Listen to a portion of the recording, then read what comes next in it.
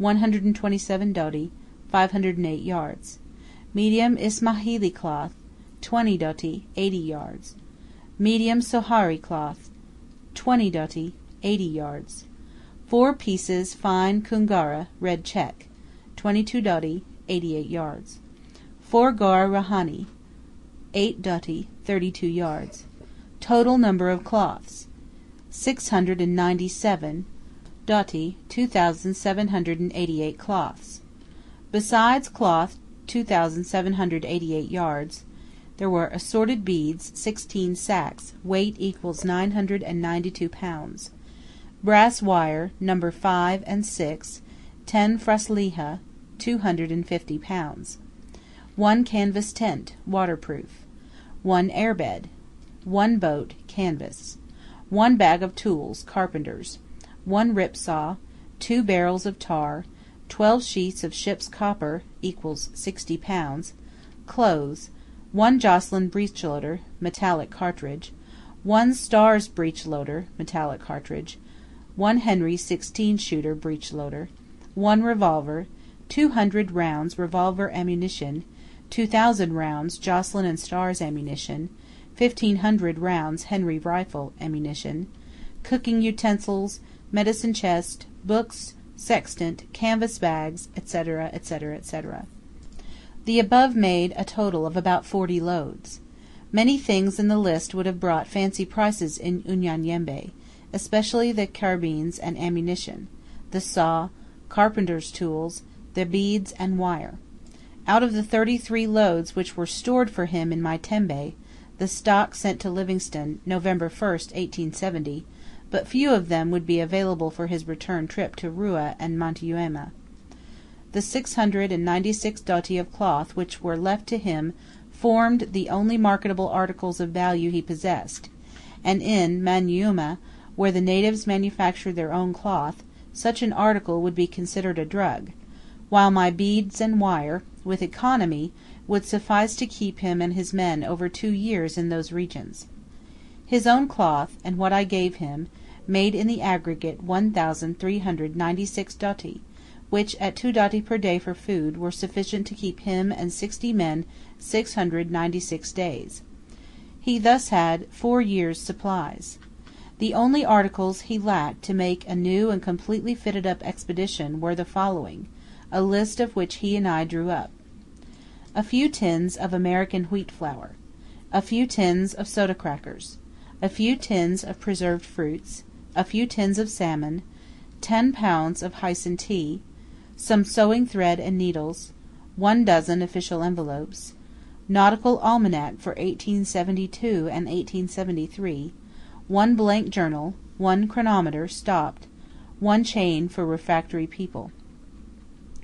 With the articles just named he would have a total of 70 loads, but without carriers they were an encumbrance to him, for, with only the 9 men which he now had, he could go nowhere with such a splendid assortment of goods. I was therefore commissioned to enlist, as soon as I reached Zanzibar, 50 freemen, arm them with a gun and a hatchet each man, besides accoutrements, and to purchase 2,000 bullets, 1,000 flints, and 10 kegs of gunpowder. The men were to act as carriers, to follow wherever Livingstone might desire to go. For without men he was simply tantalized with the aspirations roused in him by the knowledge that he had an abundance of means which were irrealizable without carriers. All the wealth of London and New York piled before him were totally unavailable to him without the means of locomotion. No Mnyamwezi engages himself as carrier during war time. You who have read the diary of my life at Unyanyembe know what stubborn conservatives the Wanyamwezi are. A duty lay yet before me which I owed to my illustrious companion, and that was to hurry to the coast as if on a matter of life and death, act for him in the matter of enlisting men as if he were there himself, to work for him with the same zeal as I would for myself, not to halt or rest until his desires should be gratified. And this I vowed to do, but it was a death blow to my project of going down the Nile and getting news of Sir S. Baker. The doctor's task of writing his letters was ended. He delivered into my hand 20 letters for Great Britain, 6 for Bombay, 2 for New York, and 1 for Zanzibar. The 2 letters for New York were for James Gordon Bennett, Jr., as he alone, not his father, was responsible for the expedition sent under my command.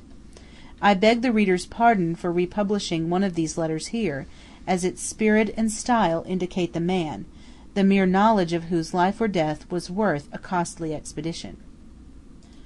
Ujiji on Tanganyika, East Africa, November, 1871. James Gordon Bennett, Jr., Esquire. My dear Sir, it is in general somewhat difficult to write one we have never seen, it feels so much like addressing an abstract idea; but the presence of your representative, Mr. H. M. Stanley, in this distant region takes away the strangeness I should otherwise have felt, and in writing to thank you for the extreme kindness that prompted you to send him, I feel quite at home. If I explain the forlorn condition in which he found me, you will easily perceive that I have good reason to use very strong expressions of gratitude. I came to Ujiji off a tramp of between 400 and 500 miles, beneath a blazing vertical sun, having been baffled, worried, defeated, and forced to return, when almost in sight of the end of the geographical part of my mission, by a number of half-caste Moslem slaves sent to me from Zanzibar instead of men. The sore heart, made still sorer by the woeful sights I had seen of man's inhumanity to man, racked and told on the bodily frame, and depressed it beyond measure. I thought that I was dying on my feet. It is not too much to say that almost every step of the weary, sultry way was in pain, and I reached Ujiji a mere ruckle of bones. There I found that some £500 sterling worth of goods which I had ordered from Zanzibar had unaccountably been entrusted to a drunken half-caste Moslem tailor, who, after squandering them for 16 months on the way to Ujiji, finished up by selling off all that remained for slaves and ivory for himself. He had divined on the Koran and found that I was dead.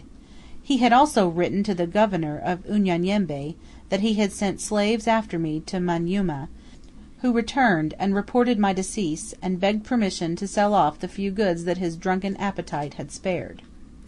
He, however, knew perfectly well from men who had seen me that I was alive, and waiting for the goods and men; but as for morality he is evidently an idiot, and there being no law here except that of the dagger or musket, I had to sit down in great weakness, destitute of everything save a few barter cloths and beads, which I had taken the precaution to leave here in case of extreme need.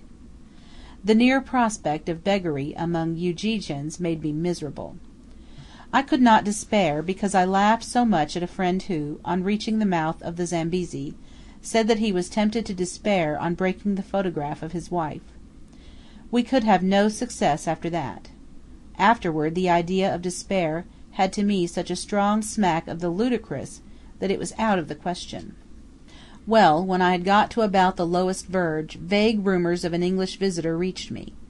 I thought of myself as the man who went down from Jerusalem to Jericho, but neither priest, Levite, nor Samaritan could possibly pass my way.